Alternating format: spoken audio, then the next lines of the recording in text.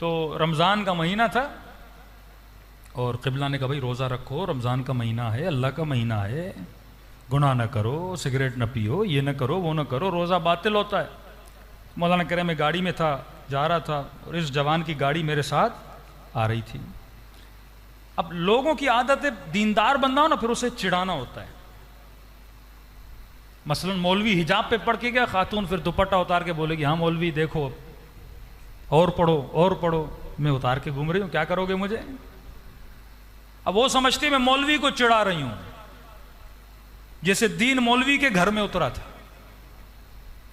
یہ جو تمہیں بتا رہا ہے یہ اللہ کی حدیث اور رسول کا کلام بتا رہا ہے، تو پہنے نہ پہنے اس کا فائدہ نہ نقصان، فائدہ تیرا نقصان بھی تیرا۔ اب آپ کے بچے نہ سدھریں میرا کیا نقصان ہے، اور سدھر گئے تو میرا کیا فائدہ ہے؟ فائدہ تو آپ کا اپنا ہے۔ تو اگر حسین کی کوئی نہ سنے تو حسین کا نقصان تو نہیں ہے نا میرے آقا کا۔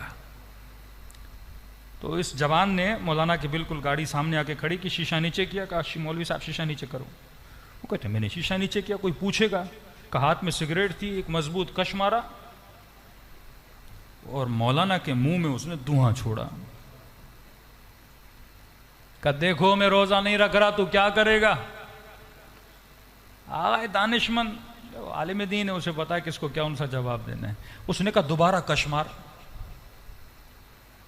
اور پہلے سے زیادہ مضبوط مارنا۔ وہ پریشان ہوا، کہا کیوں؟ کہ مار تو صحیح۔ اس نے مارا، کہ اب سر اوپر کر آسمان کی طرف دھواں پھینک۔ میں نے تھوڑی بولا ہے نپی، اللہ نے بولا ہے، اللہ کو دھواں مار۔ دشمنی تو خدا سے کر رہا ہے،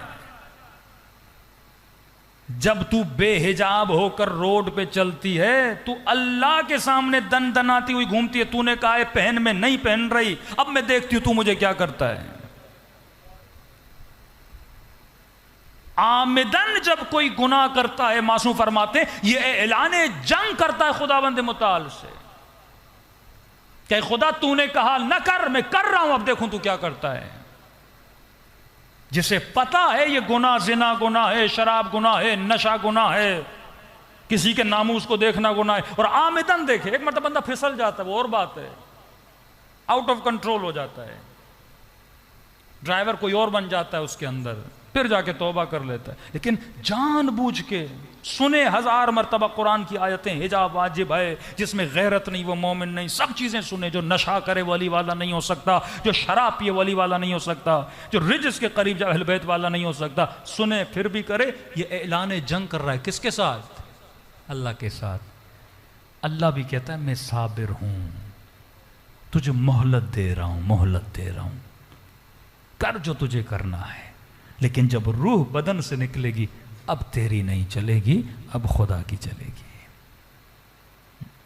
تو یہ ہم جو اعلان جنگ کس کے ساتھ کر رہے ہیں؟ پروردگار عالم کے ساتھ کر رہے ہیں۔ آغائے نخود کی منبر پر گئے کہ لوگو حرام کی کمائی نہ کھایا کرو۔ حسین کا آخری جملہ تھا کہ میری باتوں کا اثر تمہارے اوپر اس لیے نہیں ہو رہا کیونکہ ملئت بطونکم من الحرام، تمہاری شکم میں حرام کے لقمے آ چکے ہیں۔ امام حسین کا جملہ ہے، مطلب جس کی شکم میں حرام ہو اگر حسین بھی آ کر تبلیغ کریں بندے پہ اثر نہیں ہوتا۔ مجمع میں ایک سرکاری بہت بڑا آفیسر تھا، شاہ کے مینجمنٹ میں کام کرتا تھا، سرکاری گاڑی ملی ہوئی، بورچ ملے ہوئے، گھر ملا ہوا، سب کچھ۔ آغا نخود کی منبر سے اترے کا قبلہ میں شاہ کے پاس کام کرتا ہوں، رشوت کا پیسہ، شعبہ ہے ہی رشوت کا۔ آغا نخودکی نے کہا یہ نوکری چھوڑ دو، آخرت تباہ ہو جائے گی، دنیا ملے گی آسائش میں، نوکری چھوڑ دو آخرت تباہ ہو جائے گی۔ کہا ٹھیک ہے قبلہ، حسین کو راضی کرو، امام زمانہ کو راضی کرو، دنیا تھوڑی دیر کی ہے۔ کہا ٹھیک ہے قبلہ۔ اس نے ریزائن کیا، گھر گیا، بیوی لڑنے لگی، گھر چھوڑ رہا ہے، نوکری چھوڑ رہا ہے، گاڑی چھوڑ رہا ہے، بورچی چھوڑ رہا ہے، اتنی آسائش ہے، سب چھوڑ رہا ہے۔ کہ آغا نے بولا ہے حرام ہے۔ اگر تو ایک عالم کی اطاعت کر سکتا ہے تو سمجھو امام زمانہ کی بھی کر سکتا ہے۔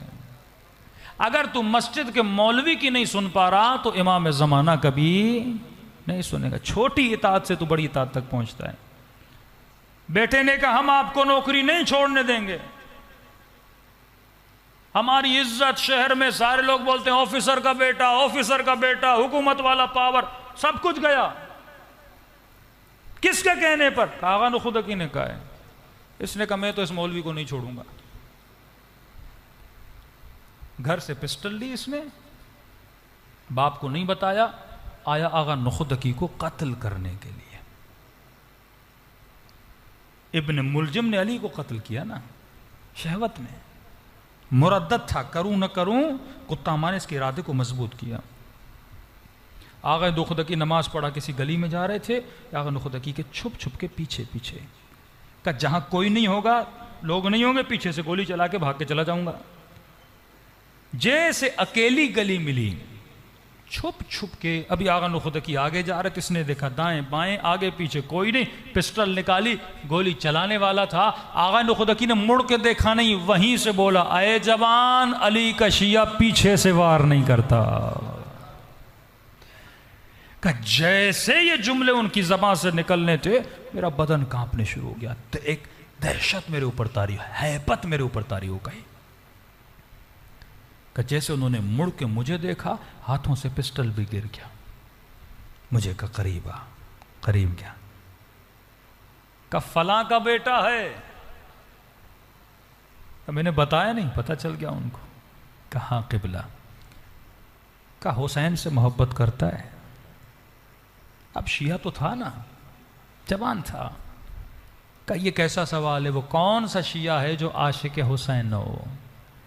کہا قبر حسین کی زیارت کرنی ہے. کہ زیارت ابھی یہاں؟ کہ تو بس بتا. کہ کیوں نہیں؟ کہ آنکھوں کو بند کر. یہ جوان کہتا میں نے آنکھیں بند کی، آغا نخودکی نے میرا اپنا ہاتھ میرے ہاتھ میں ڈالا. کہ اب آنکھوں کو کھول. کہ جیسے آنکھوں کو کھولا میں نے خود کو کربلا میں پایا. کہ مختصر انہوں نے زیارت پڑھی. کہ نبی کے روزے کی زیارت کرنا چاہتا. میں نے کہا کیوں نہیں؟ کہ پھر آنکھیں بند کر. میں نے آنکھیں بند کی، میں نے خود کو روزے رسول کے سامنے پایا.